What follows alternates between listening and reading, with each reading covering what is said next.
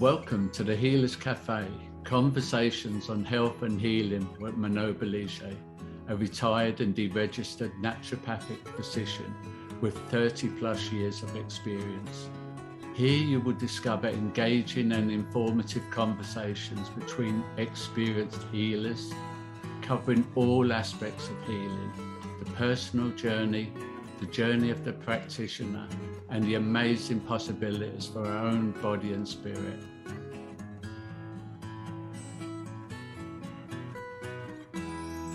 So welcome to the Healers Café, and today I have with me AnnaLaura Brown, and she has been a health coach and essential oil educator for over 10 years.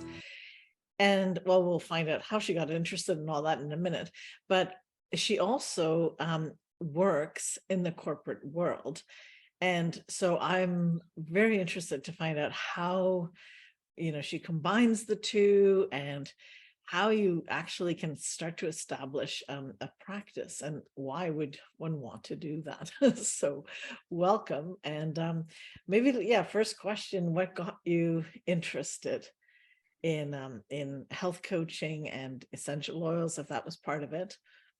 Yeah, for sure. Absolutely. So I was lucky enough. I grew up with grandparents on my mother's side who were really into a lot of the holistic stuff, the herbs, the teas, the not essential oils, but just, like all your other types of alternative holistic healing remedies, if you will. In fact, my mom was saying just a couple of weeks ago that my grandma's been gone for, she passed in 2015, so she's been gone for 8 years now. But back when she was probably around 80, my mom went to take her into she had broken, I think it was a rib or some kind of bone, and went to take her to the hospital. I said, "Oh, we need a list of her medications." And my mom's looked at him and goes, "There are none. She doesn't take any." And they were like, "What? There are none? What do you mean there are none?" And they're like, "Well, she's on some supplements and herbal teas and things, but actual medications, there are none. She doesn't take any." And my mom had prescribed to a lot of that philosophy, maybe not quite as much, but still to a big degree. So I could count on one hand the number of times I was on antibiotics before the age of 18. I know most kids are on them a lot. I was on them, maybe only once or twice when it really was severe. I remember in high school, I had walking pneumonia at one point, and that's, I kind of had to do it then. But for the most part, it wasn't something we didn't grow up just as pill poppers, I guess, if you want to say that. And so it was kind of ingrained in me a little bit, but I had also had a lot of allergies and asthma issues that I hadn't really been able to resolve. I tried holistic. I experimented with some of the drugs, even though I wasn't really a fan of having to do that kind of thing. So that led to my initial interest in essential oils, but then also expanding into trying to help a lot of other people, because I realized that pill popping is pretty much the norm with a lot of people that have the allergies and asthma. There's not enough focus on some of the other things. You could say essential oils, but also herbal remedies, also making sure people have the right supplements, making sure they're on the right diet. One thing that I really had my eyes open to is that a lot of milk and dairy products will create mucus in people. And if somebody's got a lot of breathing and respiratory issues, especially, they really probably shouldn't be drinking milk or eating cheese or a lot of, your traditional cow's milk products. And yet, when was the last time you ever heard any doctor tell you that? Pretty much never. Well, it's not part of the training, right? So, in fact, their training of supplementation is, I think I did it at one point. I looked it up. It was about some university programs had 11 hours. Yeah. So it's not their field. And I think if people realize it's not their field, then there's no problem. If you're looking for drugs to help, quieten symptoms down without getting to the root, there's a place to go.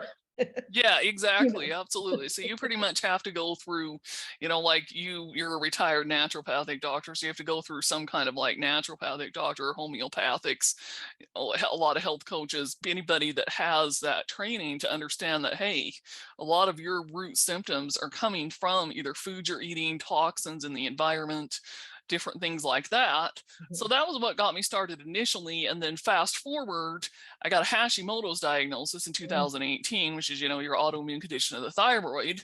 And the last 5 years have been quite a journey to help heal myself from that. And, my labs are still not maybe where I'd love them to be, but I definitely feel really good all the time, have plenty of energy, sleep well, started losing weight recently and other things, to get my weight down, and have really started to feel like I'm on my road to recovery. And so that has become another aspect of my business, is helping people through. I have a podcast myself called Autoimmune Rehab that people can look at, that has stories from people with autoimmune conditions.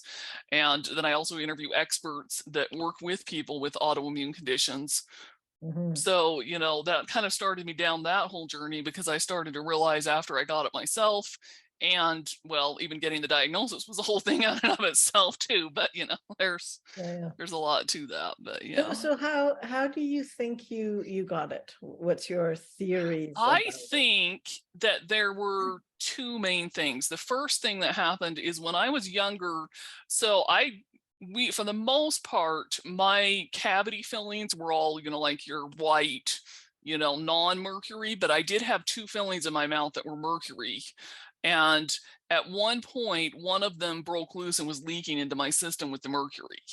So I think that mercury poisoning was a big reason why I got the Hashimoto's, is from that. And I have since been to a functional or a holistic dentist, if you will, who did, all the protocols and all that kind of thing, and got them out of my mouth. And one of them he was able to refill. The other one, he had to pull the tooth completely. So I just no longer have a tooth.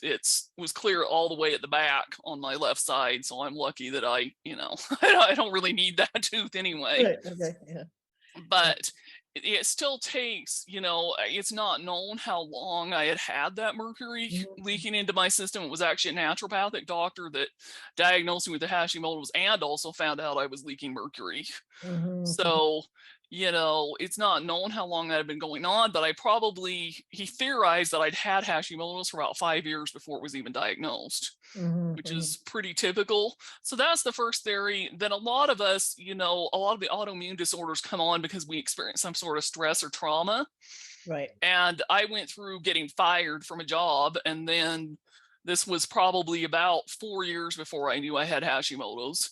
And so I think I had started to get it the last year I was at that job, but it probably just kind of accelerated things from getting fired, and then was on unemployment and couldn't get a job for quite some time, was trying to build my business, wasn't succeeding to the level I needed it to be. And so just a lot of this trauma stuff, I think, if anything, exacerbated, made it worse than what it maybe could have been. So my theory is that it's the combination of those two things.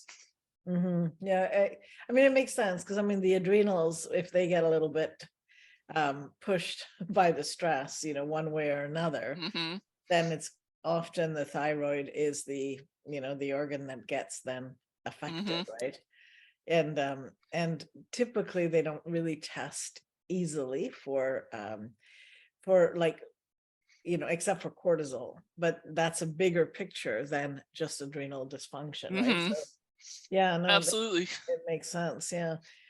So then you started doing this, and then how are you managing, like, you're working part-time with the as the coach, or yeah, and then you've got a full-time work where you're actually employed then.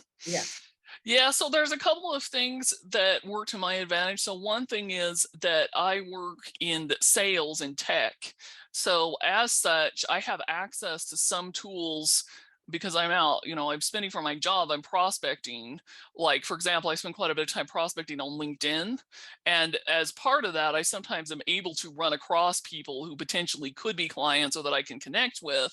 And I can do that during my work hours because I'm on there basically primarily looking for people for my actual job. And then I come across, just by hazard, happen to come across them.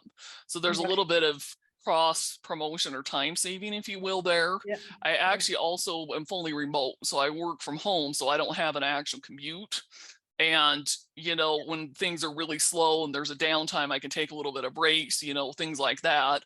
I don't schedule meetings during when I'm supposed to be working, of course, because, you know, Yeah. I'm committed to my job, but I am able to do things too, though, like sometimes watch YouTube or listen to videos and podcasts and things in the background. So I'm able to spend the time that I'm at work listening to my audiobooks, doing my self-development while I'm in the background working, that kind of thing.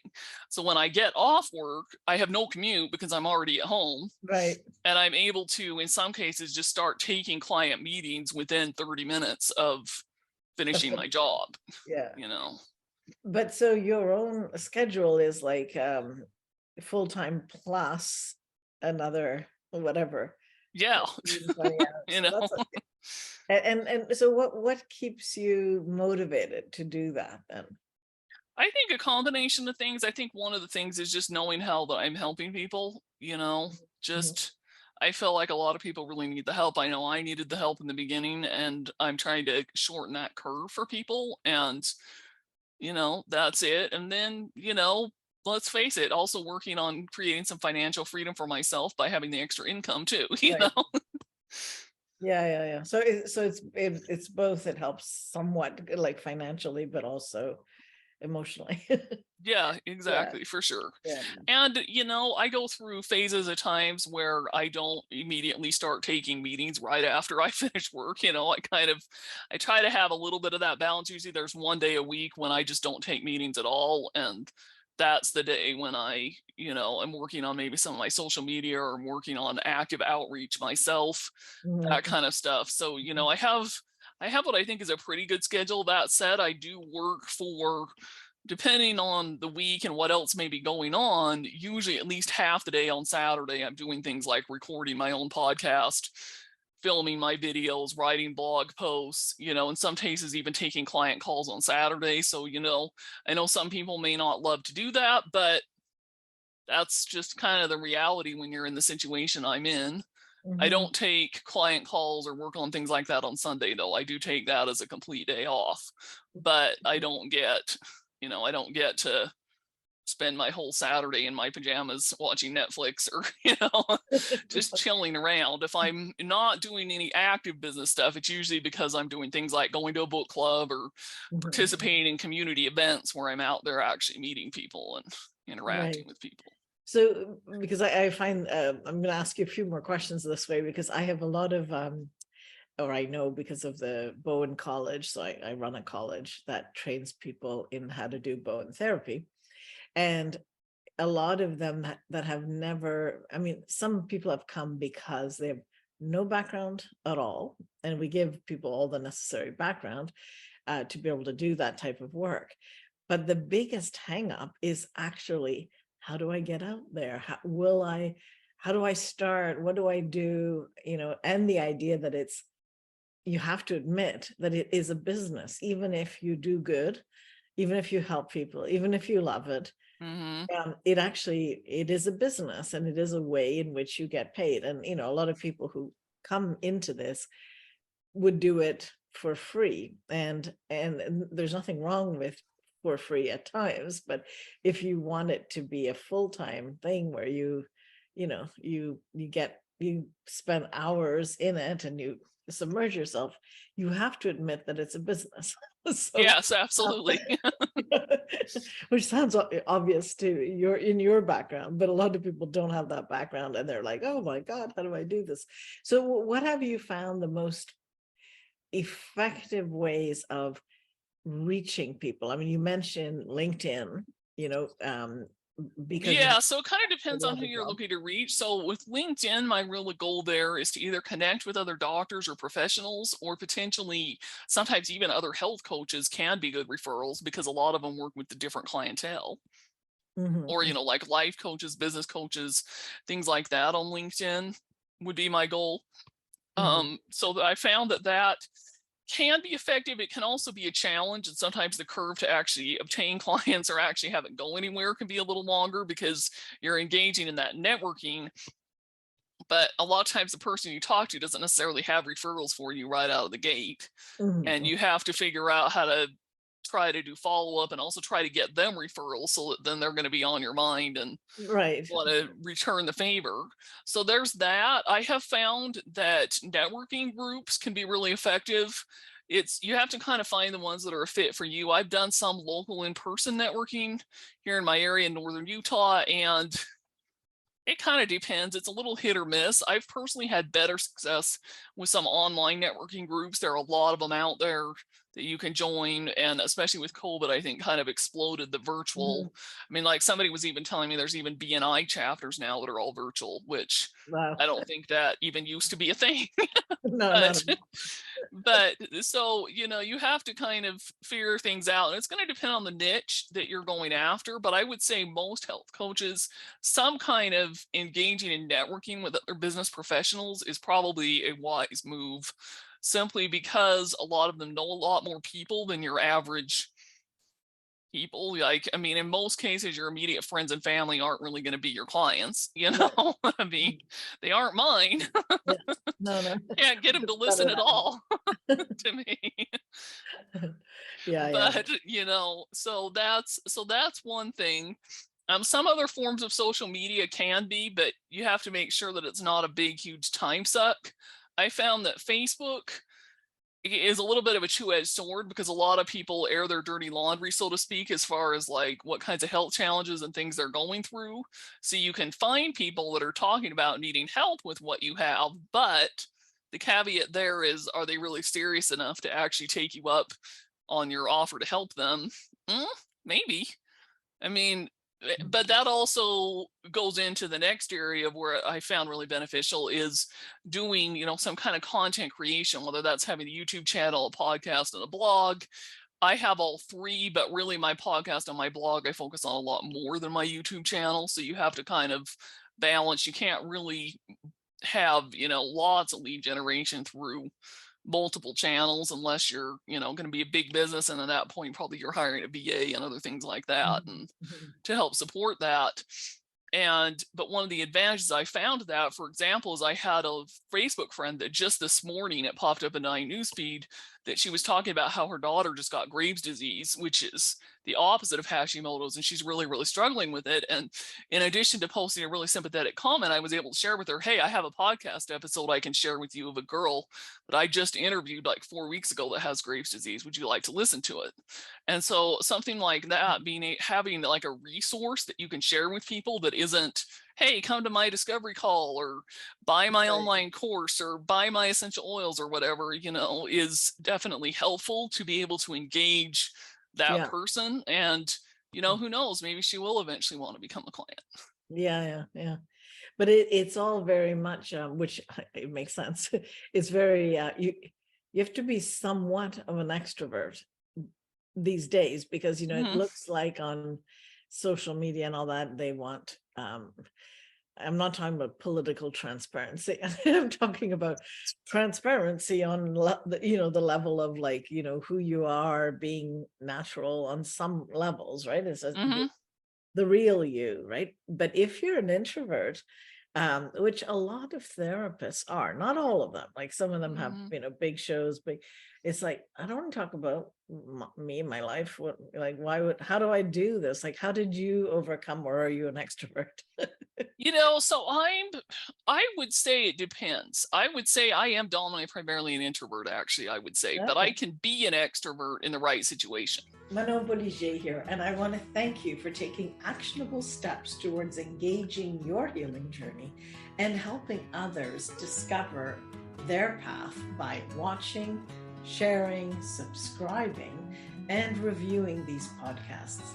Every review and share helps spread the word, these different perspectives and choices and options for healing. And to thank you, I'd like to invite you to sign up to my free 7-sequence email tips on health and healing for everyday life. You can go to healerscafe.com tips. Thanks so much. So like when I go to networking events, I can turn into an extrovert while I'm at the event. So what do you do mentally? How do you How do you do that? I think part of it is I have a goal in mind of I'm looking for certain kinds of people and or I'd like to get certain kinds of referrals. So that's the whole reason I came. So I need to get out there and just start engaging in some small talk with all the people there so that I can find out if this group in fact has anyone there that might be in my target market or that could refer me. Mm-hmm, mm-hmm. Right, but you're going, okay, the target market, like you're focused in your intention. Exactly. I have a specific goal in mind. Yeah. Right, which then drives you, and it becomes like a job in a sense, right? Yes, exactly. Yeah, so it's not, yeah. I think what happens with a lot of introverts, they're like, well, it goes together with the same belief that, it's somehow wrong to solicit people, right? And and somehow, they'll find me, right? Like you have no idea how practitioners will say, oh, I'll just put my website and they'll find me. It's like, in whose dream? Yeah, exactly. It's like if you're really, really good at blogging and SEO, they might eventually. Some will come, and I have had clients and people that come to me through my blog, and I don't know them. I never got any connection with them, and it's starting to happen with my podcast and my YouTube channel as well. But you still most likely will also need to be proactive about attending events and asking for referrals or ideally identifying people that you think would be good referral partners for you or that would be ideal clients and being proactive. So things like my commenting on this post from this girl with the Graves' disease, you have to, what I do is I actually, to avoid a time suck, is I set a timer for about 30 minutes and I pull up my Facebook, my LinkedIn, and then I'm on Twitter as well, but to a lesser degree. Like I only check that once or twice a week. We use it more for search because Twitter can actually be really powerful for finding opportunities for things to be like guests on podcasts or media, things like that. And I just literally will go through and spend that 30 minutes commenting and interacting so that I can be seen, but also because there are things like I just pointed, like this situation that pop up where people start sharing things and you can be proactive and reach out to them. Because even though I know the catch line and everything, and it's a really great movie in Field of Dreams, if you build it, they will come.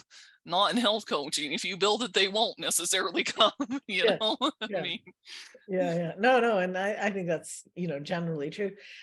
outside of referrals, right? When you get referrals, then you get, that might grow because if you do a good job. Yeah, exactly. If you do enough of that, then yes, for sure. Yeah. And if it's general enough that you can help people with a different conditions, right? If you're specialized, then their friends have to have the same disease or exactly. The same condition, right? That can, that can also be a limitation. Yeah. So how long do you spend on marketing then all together? Like you half an hour a day plus your Saturday morning where you blog and you pretty much. Yeah. That pretty much sums it up. Yeah. Yeah, but I mean, that doesn't sound impossible. Right? It's really not. And it's, I guess I will bring up this elephant in the room, but Chat GPT has actually helped me a lot lately. It's become really good for not writing the whole content and all things like that, but you can do things like ask it to give you some recommendations for a social post about a certain topic, or ask it to write an outline for a blog post that you go in and then fill it in and change it around and personalize it and that kind of thing. And that can be big time savers for that kind of thing. Wow. So, Yeah, I've heard about it, and I've heard, people say, that it does work, but and it's also, it depends your subject because it's very biased, it's got a certain narrative behind it too, which may, I don't know how it works with alternative health, It actually has worked pretty good for me. The only thing is that it does, put at the beginning and the end, ask your doctor about this. And this is a disclaimer. This is only a bot, Right. But I have found that the advice and some of the things it says are actually, or its outlines are not terrible. But, of course, you're not just going to publish it as is. You have to go in and change it around and add things and work it, But it's still, I think it makes it easier. Yeah.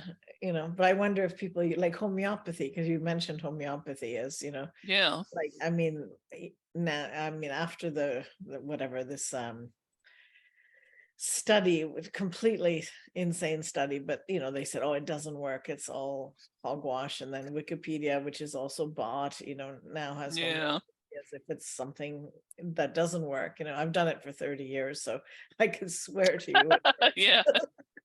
But Yeah. but people will believe that. So if Chatbox has the narrative of that side of the story that doesn't believe that homeopathy works, it probably wouldn't give you very much, right? Might not. You'd have to I've heard try it. I before. haven't actually Yeah. tried it with homeopathy as a topic specifically, because that's not my area of expertise and that's Yeah. not something I do.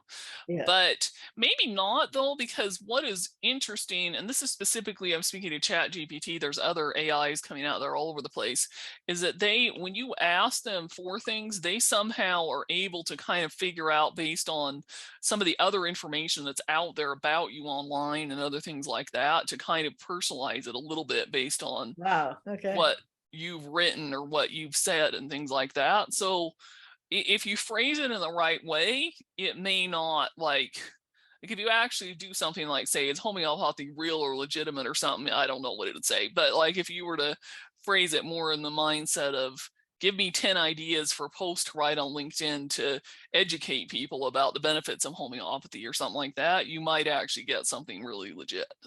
No, I'll have to play with that. I've been told I should.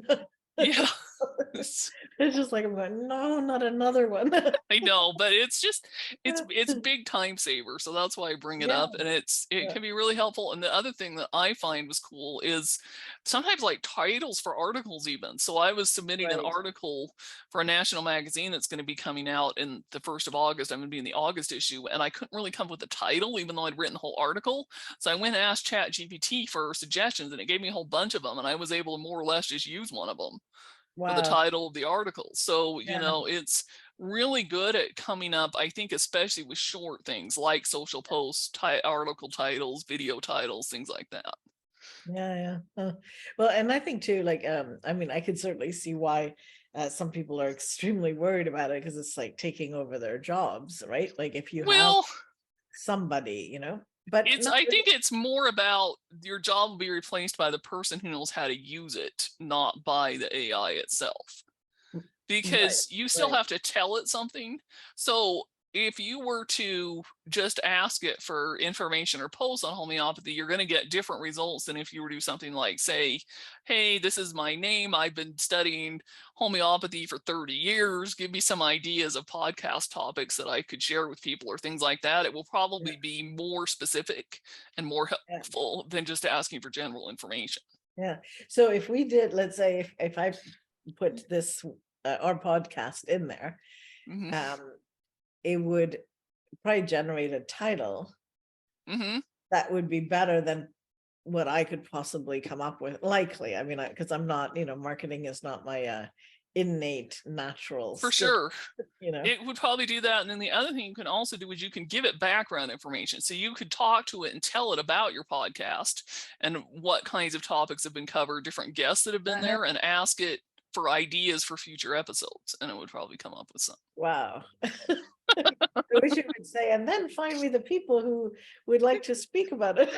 Actually, it can do some of that to some degree. You could say, like, who are the top 10 people in this field of study, or top 10 people on social media or on YouTube that have an expertise in this, Well, and that's another way too, that it there's less time for you, and it's more effective use of your time, right? Exactly. It's another whole part. So wow. Anyway, great suggestions, though. I appreciate that. And sure. I mean, even that one I can use, but but also just to let people know that it's not. And that's why I wanted a real person with a real situation that actually is working full time. It's still doable, and and should you decide at one point that you've reached the financial goal, then you choose what you want to do. Yeah, absolutely. That's absolutely it. And Yeah, and for me, unfortunately, there's a little bit of, I haven't gotten into this and I'm not going to, but I also have insurance issues to living in the US where your health insurance is mostly connected to your job. For me, that's part of my problem because Yeah. I can't get private health insurance currently, and the marketplace is not really what I want. So I'm kind No. of stuck a little bit having to stay at the corporate job a little bit longer than maybe I would like because of Right. health insurance. That's just kind of the reality of the United States, unfortunately. Yeah, yeah. But, Well, I think, yeah, all governments have their little parts there. yeah, How they tie things together. But yeah, but it does give you the choice eventually, to, exactly. Absolutely. Yeah, yeah. And then for you kind sure. of build your practice, even though you're doing it part-time-ish. Yeah. Once you've done that, then you have the confidence that you can get good at it, that you know what you're doing. After 10 years, it's like it's as if you were full-time for 5 or Yeah. 4, whatever. It does add up, and then it gives you real choices. So anyway, okay, we can talk about something else, but I just was really curious about that No part. shade, for sure. Yeah, absolutely. Maybe you could also explain what is your ideal client, because as people listen to this, For they, sure. they may connect Absolutely. with you, and you might. So my ideal client would be typically women. I've talked to a few men, but I haven't really had any men or male clients at this point because men don't typically have autoimmune disorders at the rate that women do. So typically it'd be a woman.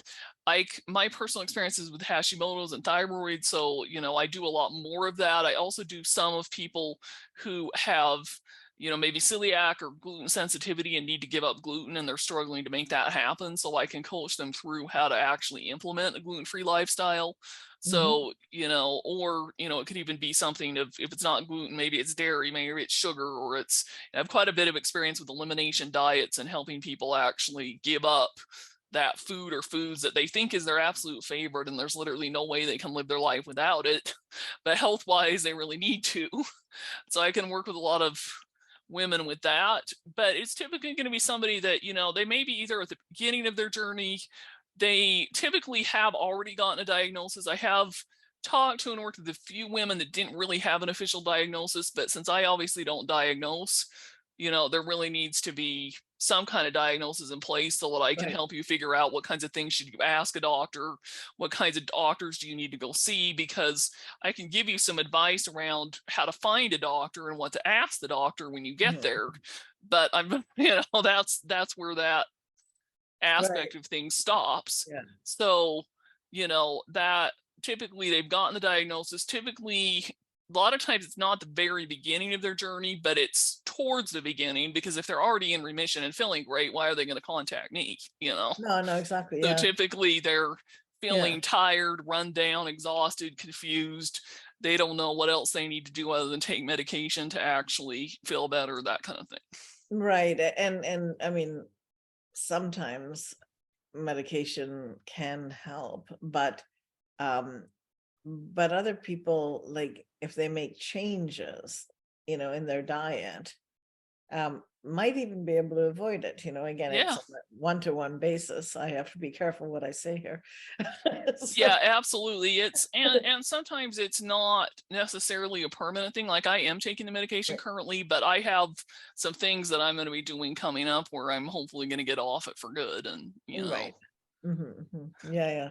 And it's the implementation of the lifestyle changes that is the hardest. hmm Like if you really believe in that, you don't want to be on something the rest of your life, and you don't want your your not just your symptoms to progress, but your health to deteriorate, you have to address these things, right? And so, Absolutely. Yeah. And and so sometimes I will tell people I'm a professional butt kicker in getting your butt into gear to actually live the I can life totally that see that. the healthy lifestyle that you know you need to do. I actually help Well, kick very you good to into know. action. Yeah. Yeah, no, I've often thought in my practice, eh, because as a naturopath, I can diagnose and I'll do that part of it. But the lifestyle constant support that is needed, right? That I really Yeah. believe is needed. Uh, you know, I didn't have the patience for that anyways, in my practice, because it was just like I'm getting, too Well, many new yeah, people with for diagnosis. sure. But And I I've know some I've doctors are looked at, starting to hire health coaches in their practice. And I think yes, that of course. that's a lot of the ways of the future. Is I pretty much think every doctor's office should have one. Most 100%. don't, but they should, No, 100%. And that's what I wanted to share. It's like, if I had understood all this faster while I was in the insane busy aspect of my practice, I would have done that. Yeah. And and just see, how do we collaborate and work together and do the stuff that you are gifted at, and delegate the stuff that needs to be done, but you suck at. Yeah. People that are gifted at this but not at the other, or whatever. It's like we really can create amazing health teams, I think, and that is the way of the future, as our medical system is crumbling, at least in Canada. It absolutely. Oh, yeah. I don't think I realized you were in Canada, but yeah, it's crumbling here too. I mean, I think it's crumbling in a lot of places around the Yeah. world. I've interviewed even a few people from Australia that say their healthcare system is a mess, and I've had a few people share a few rather shocking things even with me that were from Australia, about things that doctors told them about their autoimmune condition. I thought, what? Like, Yeah, that would be a yikes. whole other interview. Yeah. Yeah, Well, it is shocking. It is shocking. And we're on the verge of seeing many more autoimmune diseases, with the choices that, well, a lot of people didn't have choice. At least in Canada, there was a lot of coercion. And yeah, and the thing is, we're on the verge of having many cytokine storms and a lot of autoimmunity, because our immune systems are quite good, and if we already have protection, and if you were forced to take yeah. an outside protection, you're creating autoimmune diseases. Like, it's, Yeah, for some people, absolutely could be. But I think the other thing too that I've started to really see a lot, and they say it's like 94% of the US population, it's probably pretty similar in Canada too, has poor metabolic health. And poor metabolic health is directly related to your immune system and autoimmunity, and to really even the outcomes from, what we've been through the last 3 years. A lot of the people that had really the worst outcomes is because their metabolic health was not good. Yeah. No, And it's multifactorial. I definitely, there are countries that did not need to go the route we did, yep, who are doing a lot better. yep, I can see that. Yep. Like in Africa, they didn't do it, and they're actually, the pandemic ended ages ago, and they're doing better. Yeah. So I think it's that. And you're right, that we have a lot of comorbidities, we have a lot of diabetes, we have a lot of, excess weight, and therefore metabolic problems, right? So, and it's just not sustainable as a healthcare system and as a society. We can't continue to have people have those kinds of problems, and one, be able to pay for them, and two, be able to have, life, long lives, and where people are thriving. It's like they say, yeah, do you want to live to your 90 but spend the last 30 years of your life feeling like you're 90 because you can't do anything and you have no quality of life? Or do you want to actually have a good quality of life all the way till your last breath? Yeah. Anyway, we're actually past our time. We are. But anyway, I think this is great, and I just want to thank you for for the ease of conversation, and also covering elements that I think are really important to. For sure, absolutely. So, yeah. Thank you for joining us at the Healers Café with Manon Bolliger. Continue your healing journey by visiting thehealerscafe.com and her website, and discover how to listen to your body and reboot for optimal health.